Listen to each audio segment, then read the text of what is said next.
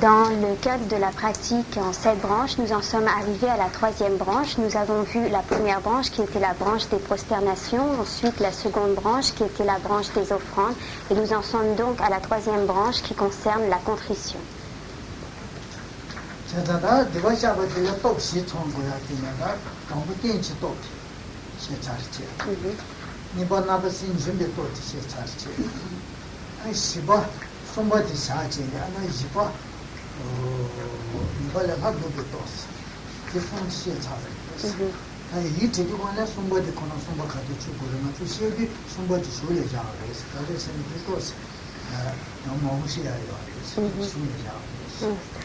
Nous avons vu les dernières fois ce qui concernait les 4 forces qui devaient être utilisées, qui devaient être mises en œuvre lors de la pratique de la contrition. Donc les 3 premières forces qui étaient à utiliser ont été énoncées, notamment la force qui était relative au support et les forces suivantes. Et il y avait un point que nous n'avions pas développé parce qu'il avait été dit qu'il était complexe. Et ce sera donc le sujet d'aujourd'hui.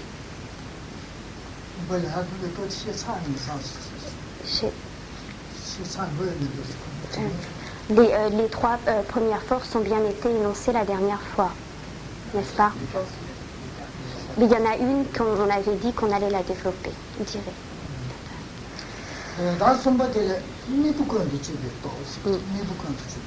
Et donc, cette 3e force que nous n'avions pas développée est la force que l'on appelle la force du remède.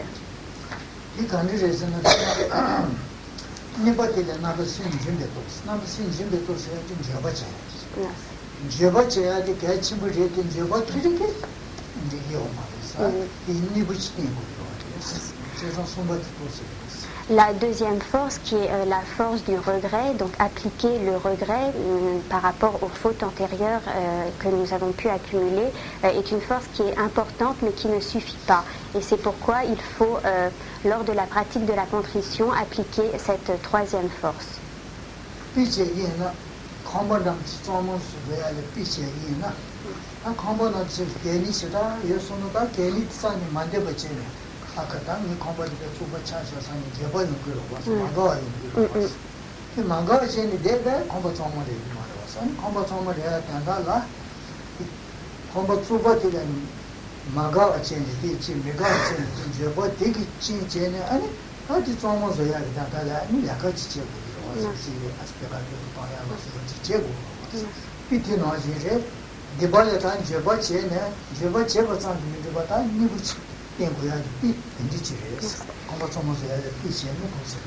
Par exemple, si nous avons une maison qui est très sale, qui est remplie d'ordures, de saleté, le simple fait de se trouver mécontent de cet état de fait et de se dire c'est vraiment dommage que ma maison soit sale, qu'elle soit remplie d'ordures, cela est certes un premier pas, mais ne suffit pas pour que la maison devienne propre. Le simple regret par rapport à une situation ne suffit pas.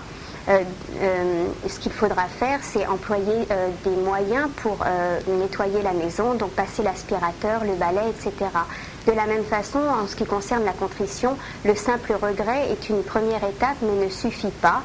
Il faut également employer la force de l'antidote afin de pouvoir réellement purifier les fautes.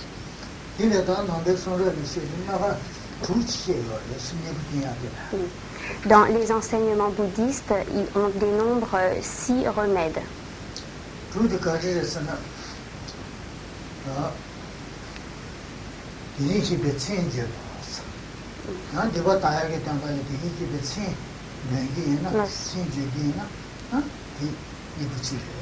Le premier de ces remèdes est la récitation des noms des Bouddhas. Donc le fait de procéder à la récitation des noms des Bouddhas est le premier remède.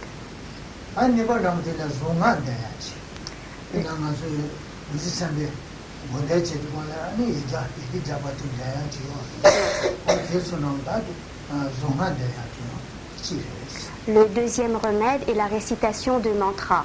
Par exemple, lorsque nous pratiquons Vajrasattva, la méditation de Vajrasattva, nous récitons le mantra aux 100 lettres, donc le mantra de Vajrasattva, qui a pour but de purifier les fautes. Donc le deuxième remède est la récitation de mantras comme celui de Vajrasattva, et il y en a d'autres. Le troisième remède est la méditation sur la vacuité.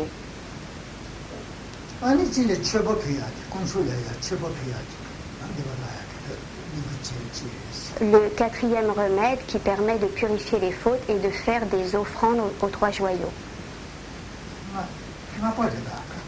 Je sais pas mal.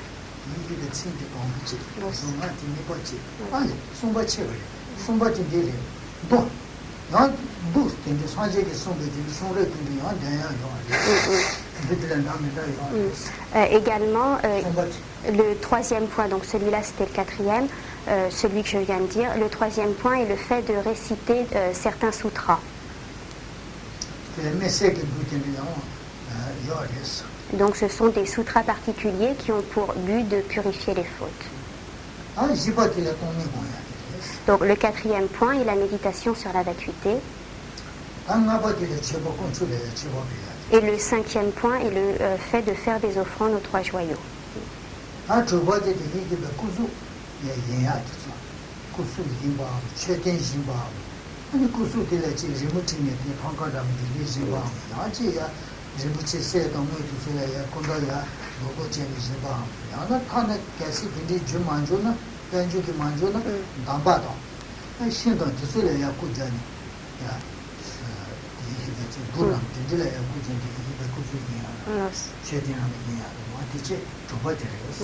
Le sixième remède qui permet de purifier les fautes consiste en la fabrication de corps de Bouddha, donc de statues de Bouddha, ou bien dans la construction de stupas. Ces corps de Bouddha ou ces stupas peuvent être, si nous avons les moyens pour cela, peuvent être fabriqués à l'aide de matières précieuses comme de l'or, de l'argent, etc. Mais si nous n'avons pas les moyens, nous pouvons fabriquer ces statues ou ces stupas à l'aide de matières moins nobles comme de la terre ou du bois.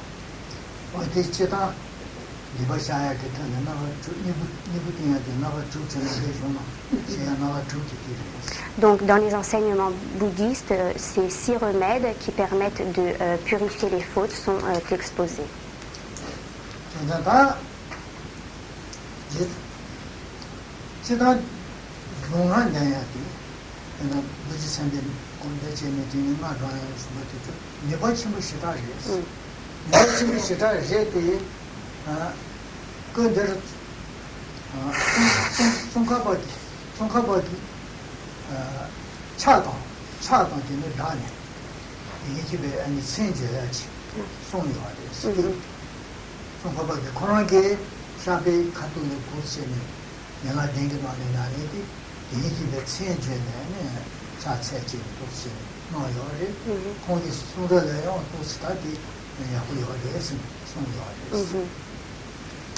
Il est vrai que le remède qui consiste à réciter des mantras, notamment le mantra de Vajrasattva, est un remède qui est considéré comme extrêmement efficace. Cela dit, Je Tsongkhapa a lui-même enseigné que la pratique de la récitation des noms du Bouddha tout en se prosternant, donc c'est une pratique qui consiste à se prosterner en récitant les différents noms des différents Bouddhas, que cette pratique également est un remède extrêmement puissant qui s'effectue à l'endroit de la troisième branche de la pratique en 7 branches, donc à l'endroit de la contrition, au moment de la contrition.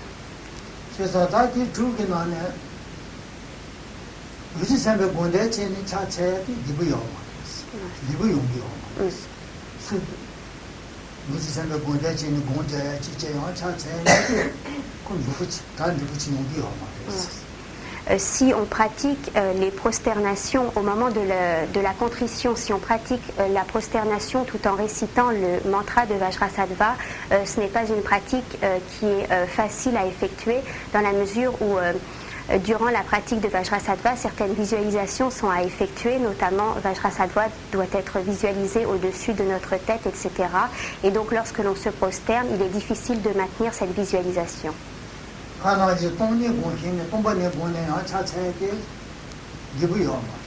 Également, ce n'est pas pratique de se prosterner tout en méditant sur la vacuité.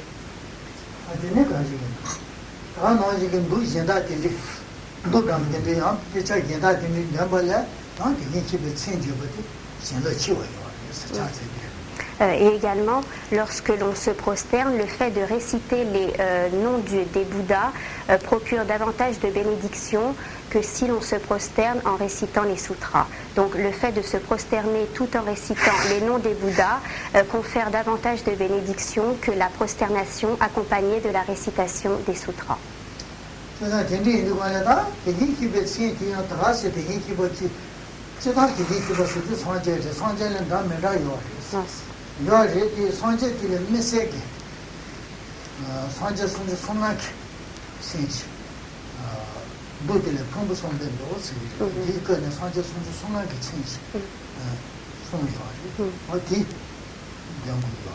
Plus précisément, lorsque l'on pratique les prosternations en vue de la contrition, il est bon de réciter un sutra qui comprend les noms de 35 Bouddhas.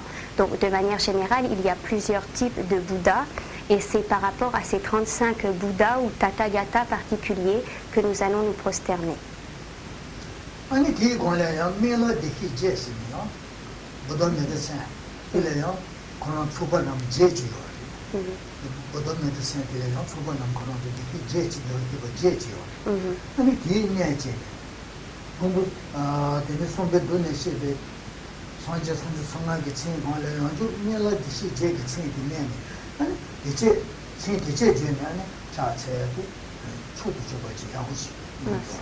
Et en plus donc de ces prosternations qui sont effectuées tout en récitant les noms de ces 35 Bouddhas, il est possible d'y ajouter 8 noms qui sont associés au Bouddha de la médecine. Donc on associera cette récitation supplémentaire.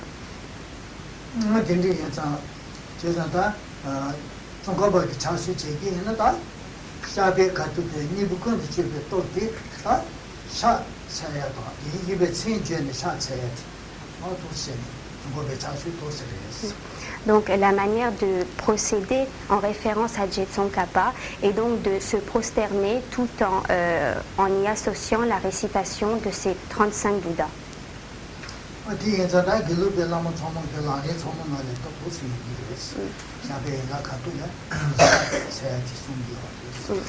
Et donc ceci, puisque c'est une instruction de Jetsongkhapa, ceci se retrouve dans tous les lamrim de Gelugpa. Donc au moment des prosternations, on y associe cette récitation.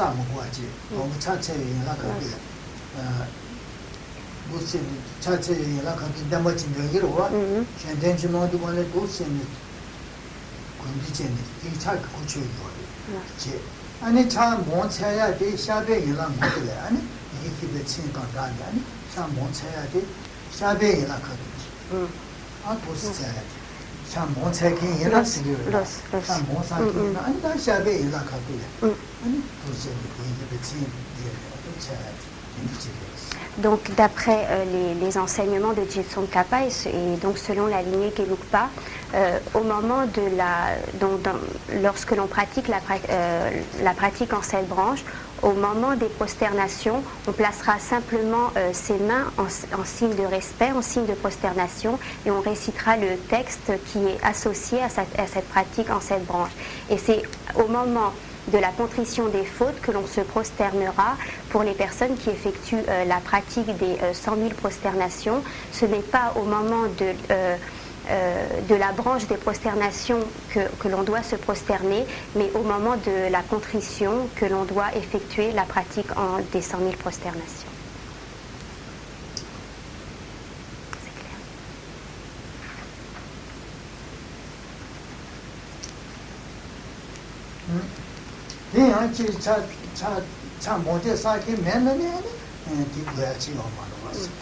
Donc cela pour les personnes qui effectuent la pratique des 100 000 prosternations. Pour les autres, elles n'ont pas besoin de se prosterner au moment de la contrition. Juste pour les personnes qui font la pratique, c'est au moment de la pratique de la contrition qu'elles doivent se prosterner et non au moment de la récitation du texte concernant les prosternations.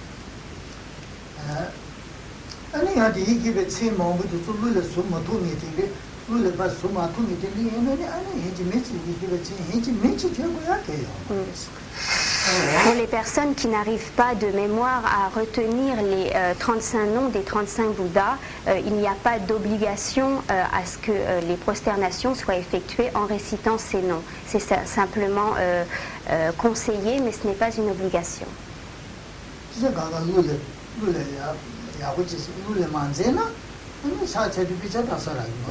Parce que lorsque l'on se prosterne, si on ne retient pas de mémoire les 35 noms des Bouddhas, on ne peut pas regarder sur un livre tout en se prosternant. Donc il est nécessaire de retenir de mémoire ces 35 noms de Bouddhas. Et en plus de cela, nous avons vu qu'il y avait la récitation qui concernait le Bouddha de la médecine. Donc il faut également mémoriser. Les 8 noms qu'il faut mémoriser.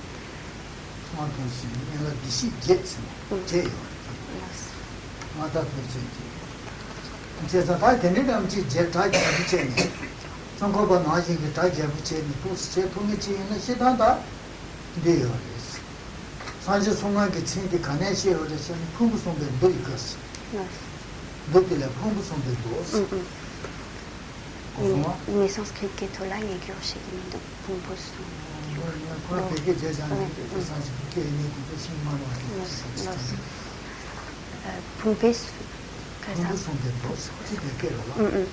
Et les 35 noms de ces Bouddhas sont contenus dans un sutra dont j'ignore le nom en sanskrit, mais qui en tibétain se dit Pumpo Sumpedo. Pumpo agrégation. Donc en français, ça donnerait le sutra des 3 agrégats.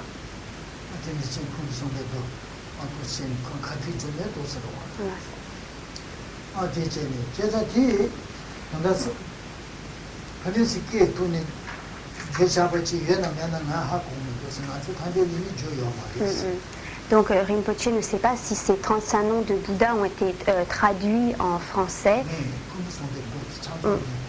Donc si ce sutra des 3 agrégats a été traduit en français, donc contenant ces 35 noms de Bouddha. Mais à Tardeline, nous ne le possédons pas.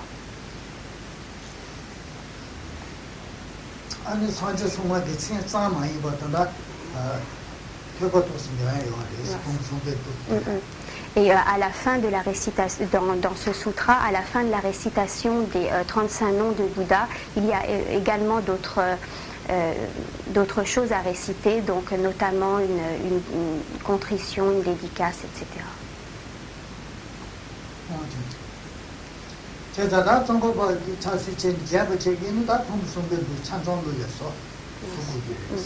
Donc, afin de pratiquer selon les instructions de Tsongkhapa, il faudrait au moment de la contrition se prosterner en ayant mémorisé les noms de ces 35 Bouddhas.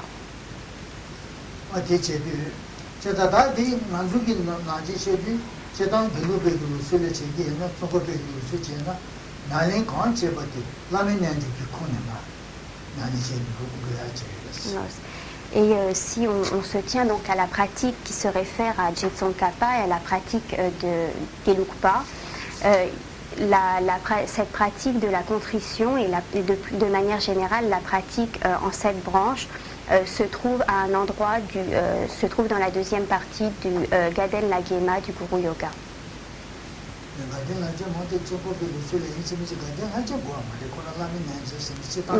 Donc, sans parler du Gaden Lagyema, de manière générale, la pratique du Guru Yoga.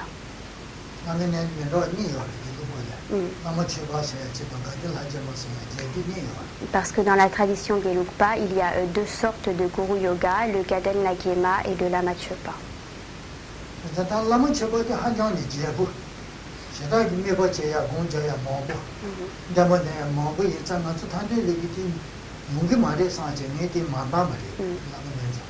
En ce qui concerne la pratique du Lama Tshepa, c'est une pratique qui est très vaste, qui comporte de nombreuses visualisations et Rinpoche a pensé que c'était une pratique qui était un petit peu difficile, donc c'est pour cela qu'il a préféré à Tardeline enseigner la pratique du Gaden Lagema.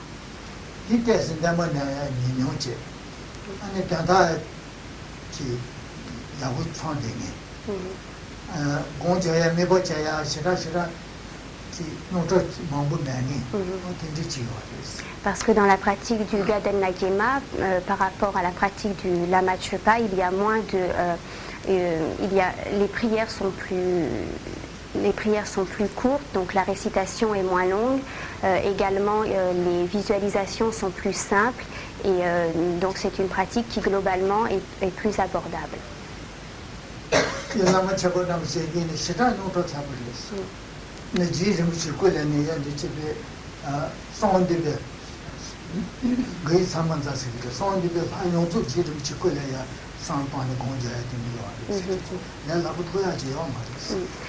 Par exemple, lors de la pratique du Lama Tshepa, lorsque l'on visualise le maître Jetson Kappa à l'intérieur de son corps, il y a également à visualiser Guru Samaja, il y a d'autres visualisations à faire à l'intérieur même du corps de Jetson Kappa.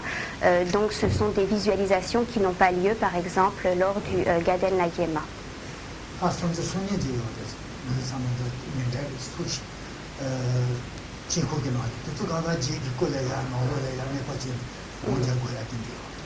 Et donc autour de Guru Samaja, à l'intérieur du corps, à l'endroit du cœur de Jetson Kappa, il y a 32 il y a 32 Bouddhas également qu'il faut visualiser. Donc c'est une visualisation qui est très vaste.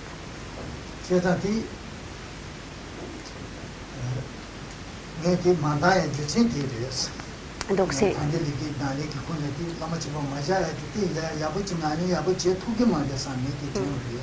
Donc Rinpoche a pensé que vu la complexité des visualisations, vu la longueur de la récitation, etc., ce serait une pratique qui serait trop difficile pour les personnes qui pratiquent à Tardeline.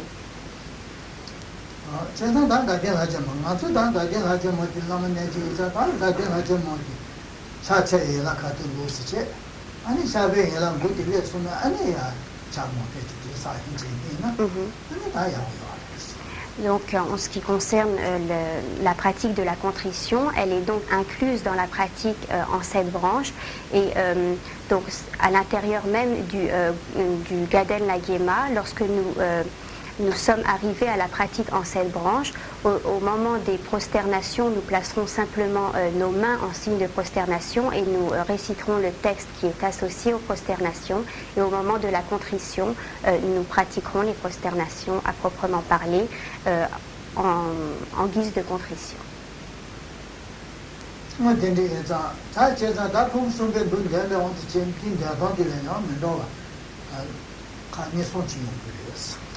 Il y a 3 ou 4 façons différentes de procéder lorsque nous récitons le Sutra des 3 agrégats.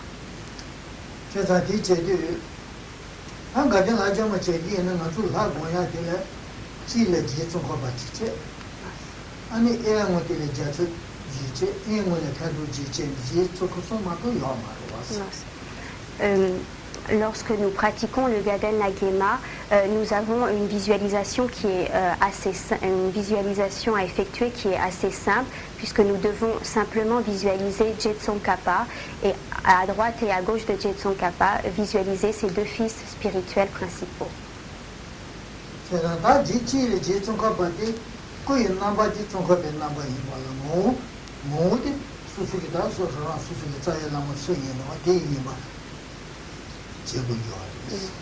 Lorsque nous visualisons Jetson Kappa, nous devons visualiser qu'il a l'apparence de Jetson Kappa avec toutes ses caractéristiques, mais que sa nature est la même nature que celle du lama.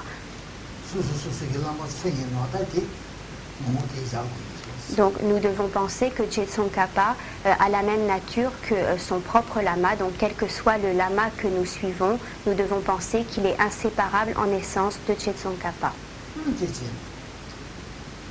이는 먼저 미 손짓이 지킬라면 내지나도 내가 얘는 자기 남은 나기 말아 왔어.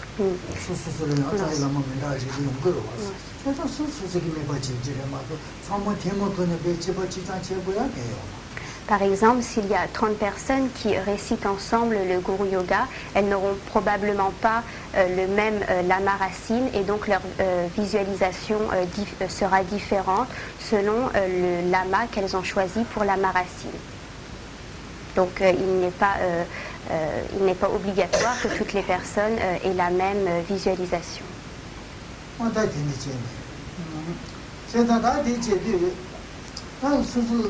내가 제야 좀 보세요. 라면 라마다 지중고가 뭐야 매예자 라면 그거네 쓰는 게 좋아요. 저거 그거네서 보다 치면. 라면 그거네 여자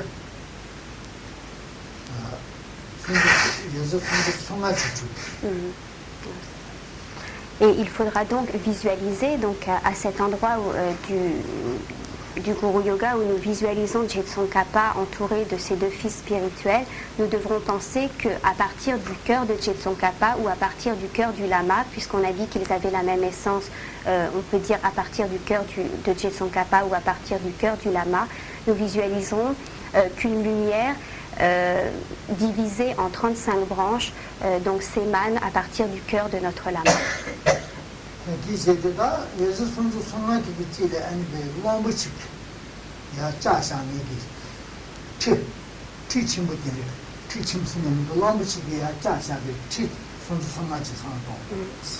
Nous devrons également visualiser que sur un éléphant qui supporte un trône, qu'un éléphant supporte 35 trônes et que donc ces lumières se dirigent en direction de cet éléphant qui supporte 35 trônes.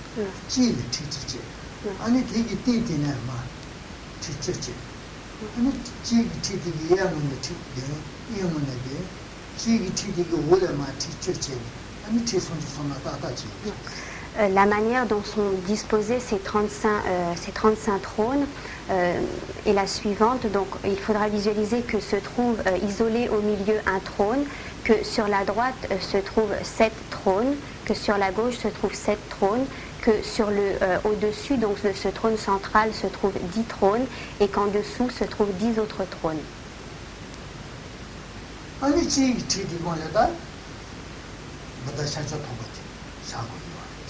Dans le trône du centre qui est isolé, il faudra visualiser que se trouve le Bouddha Shakyamuni.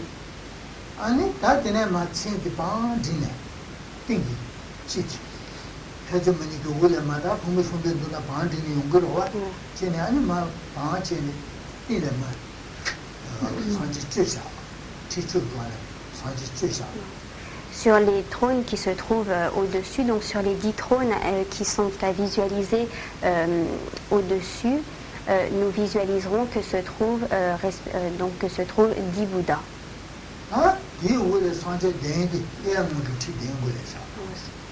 Visualisez également que sur les trônes qui se trouvent sur la droite, donc sur ces 7 trônes, reposent également 7 autres Bouddhas.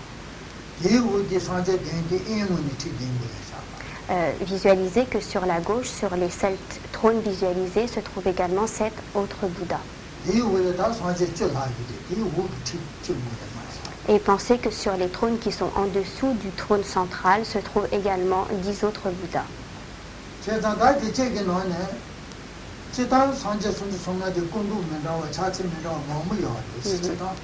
De manière générale, tous ces Bouddhas ont des aspects différents, donc ils ont des couleurs différentes, des attributs différents.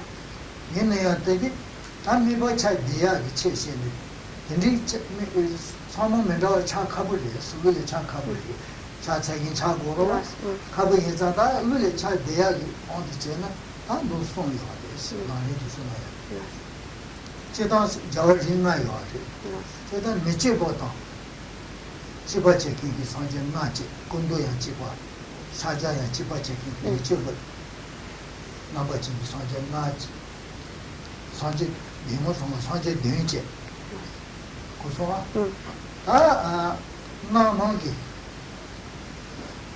가가 데레 이거 남낭 상전 남은 언제 요로 남은 언제도 군도 자제 집어체 되는 집 상전 되지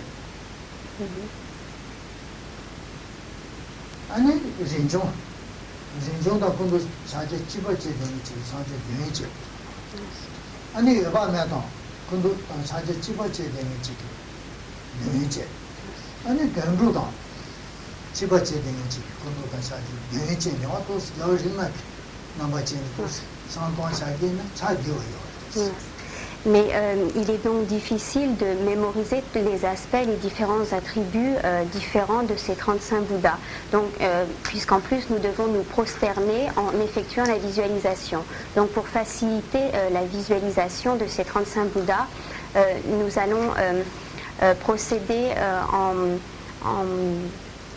en divisant les Bouddhas selon les 5 familles principales de Bouddhas. Donc, nous allons visualiser 7 Bouddhas qui ont la même couleur et la même apparence que le Bouddha Akshobhya. Nous allons visualiser, etc. par rapport aux 5 familles de Bouddhas. Donc, 5 x 7 font 35. Donc, 7 Bouddhas seront visualisés sous l'apparence d'Akshobhya, 7 Bouddhas seront visualisés sous l'apparence des 4 autres familles de Bouddhas, ce qui facilitera notre pratique de la visualisation.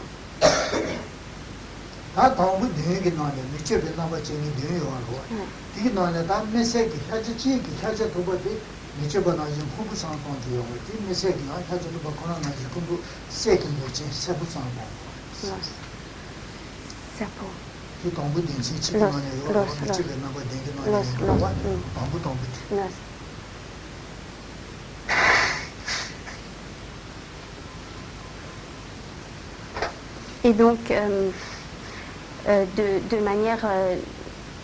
manière générale, la famille du Bouddha Akshobhya est à la couleur bleue. Donc la couleur bleue est associée au Bouddha Akshobhya. Donc normalement il y a 7 Bouddhas que nous devrions visualiser de couleur bleue. Mais parmi ces 7 Bouddhas, il y en a un que nous devons visualiser de la couleur de l'or. Et c'est donc le Bouddha Shakyamuni qui a la couleur de l'or. Et qui se trouve donc au milieu.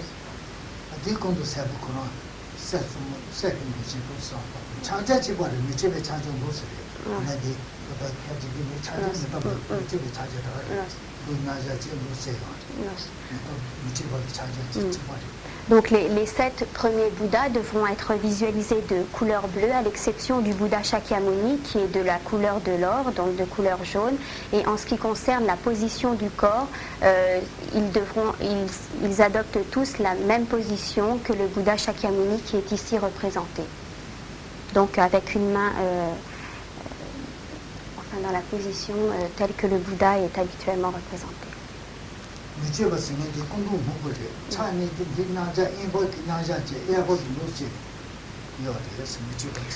Donc, le Bouddha Akshobhya est habituellement représenté comme étant de couleur bleue, la main droite posée sur le genou droit et la main gauche posée dans la position de la méditation.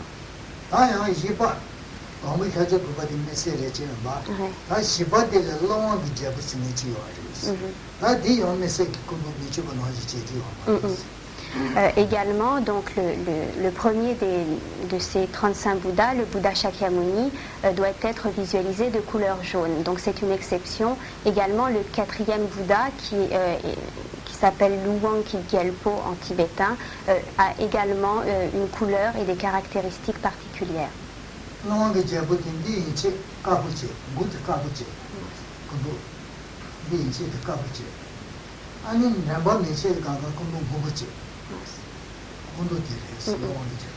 Et donc ce Bouddha, Luwangki Gyalpo, doit être visualisé comme ayant le visage de couleur blanche et le reste du corps de couleur bleue.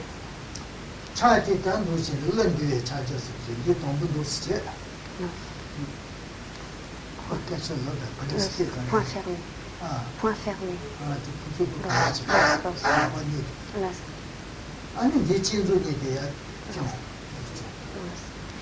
Et le mudra que fait ce Bouddha, c'est le mudra donc, que fait Rinpoche, donc les deux poings serrés et le majeur qui est le majeur relevé.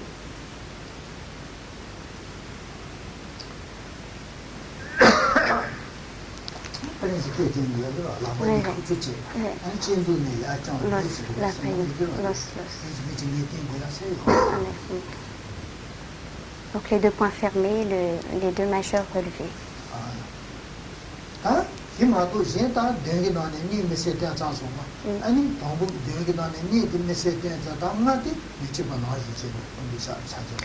Donc parmi ces 7 premiers Bouddhas, à part les 2 exceptions qui sont donc le Bouddha Shakyamuni qui doit être visualisé de couleur jaune et Luwangki Gyalpo qui doit être visualisé ayant le visage blanc et le reste du corps bleu, les autres doivent être visualisés sous l'apparence d'Akshobhya.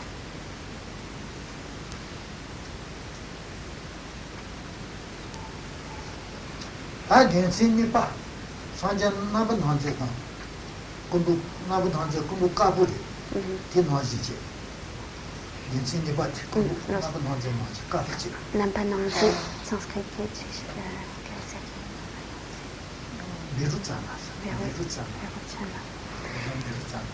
Ensuite, les 7 Bouddhas suivants doivent être visualisés sous l'apparence de Verochana qui est de couleur blanche. Du Bouddha Verochana qui est de couleur blanche.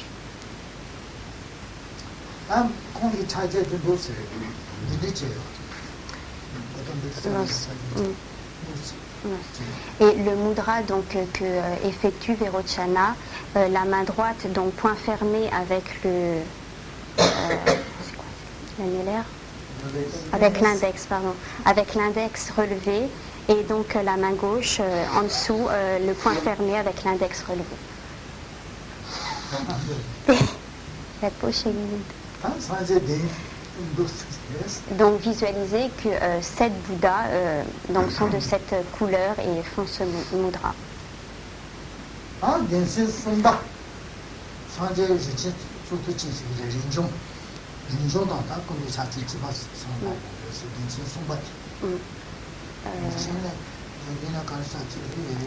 Ratnasambhava. Ratnasambhava. Los Kudok Serpo. Les 7 Bouddhas suivants doivent être visualisés sous l'apparence du Bouddha Ratnasambhava de couleur jaune. Ratnasambhava.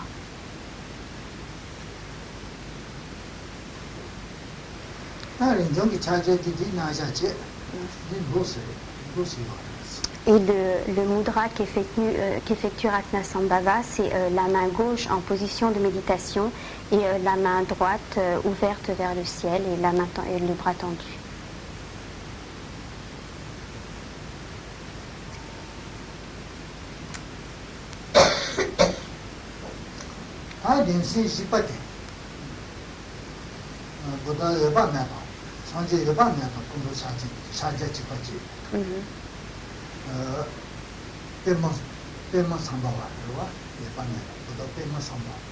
Padmasambhava.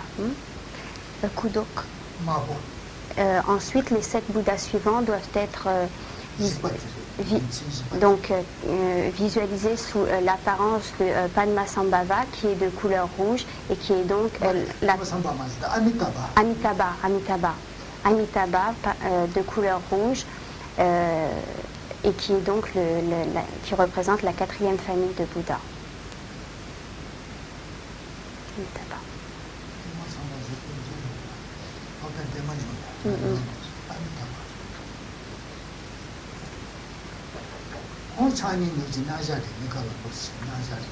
Et le mudra qu'il effectue, c'est les mains en position de méditation, c'est-à-dire la main droite sur la main gauche.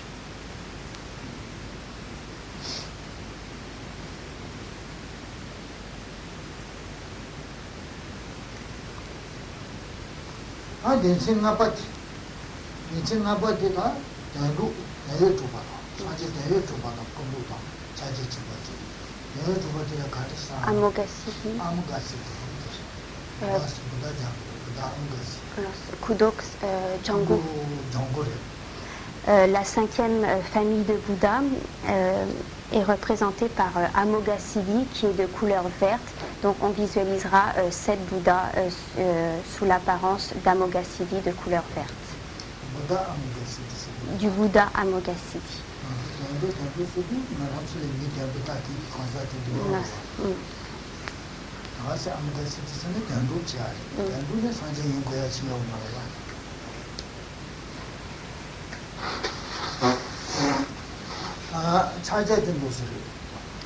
Et le mudra est donc la main gauche en position de méditation et la main droite relevée. La main droite relevée. Stop. Voilà.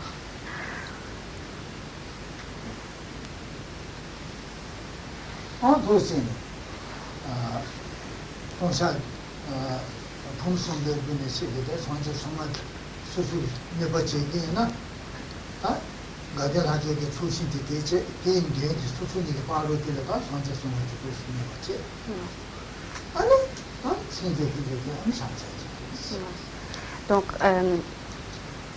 la manière d'effectuer cette pratique est de visualiser donc ces 35 Bouddhas sous l'apparence qui vient d'être décrite, de visualiser que derrière se trouve le champ d'accumulation de mérite, qu'à partir du cœur donc de Tsongkhapa ou de son propre lama émanent des lumières donc en direction de ces 35 Bouddhas, et en faisant cette visualisation de se prosterner.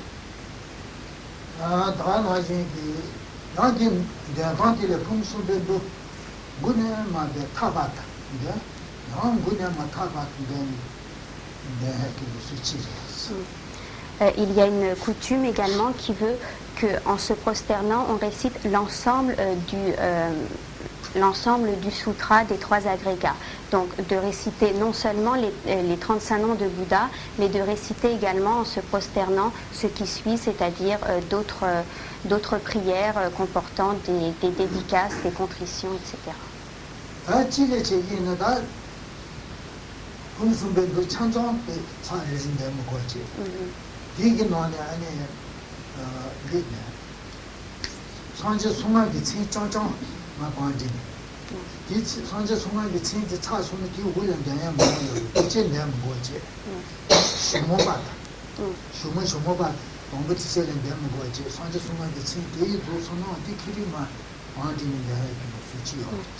Il y a également une coutume qui veut que l'on se prosterne en récitant simplement les noms des 35 Bouddhas, et tant que jusqu'à la fin du temps que nous avons consacré à ces prosternations, nous reprendrons dès le départ et nous continuerons à réciter ces 35 noms de Bouddha pendant les prosternations. Donc de ne réciter que les 35 noms du Bouddha. De Bouddha.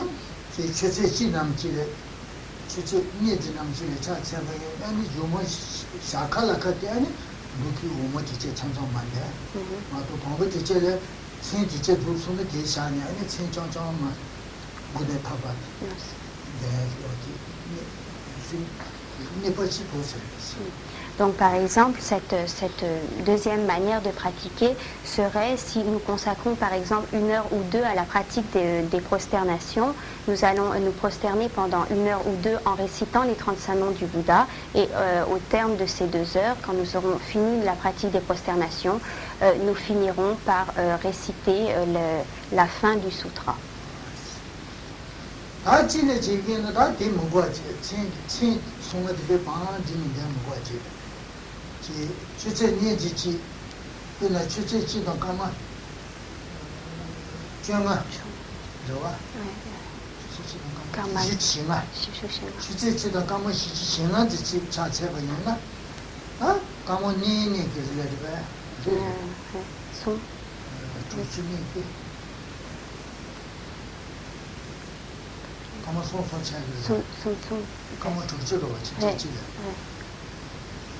아무 상관이 없다.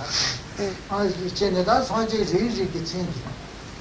지 산제 동부의 챙기 짱짱하지 가만히 손지.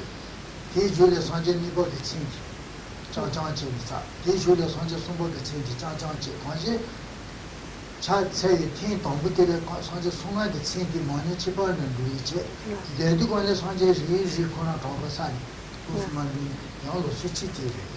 Il y a également une troisième coutume qui veut que l'on, par exemple, si on consacre le temps de 1h45 par exemple, à la pratique des prosternations, nous allons diviser ce temps par 35. Donc si on se prosterne pendant 1 heure, on va diviser 1 heure par 35 et on récitera le nom des Bouddhas.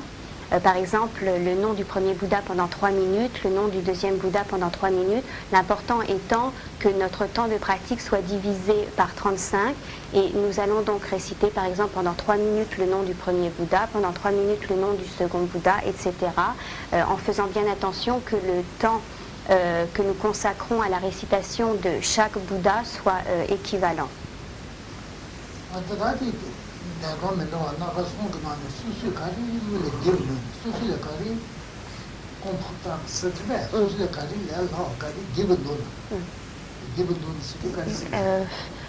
Facile.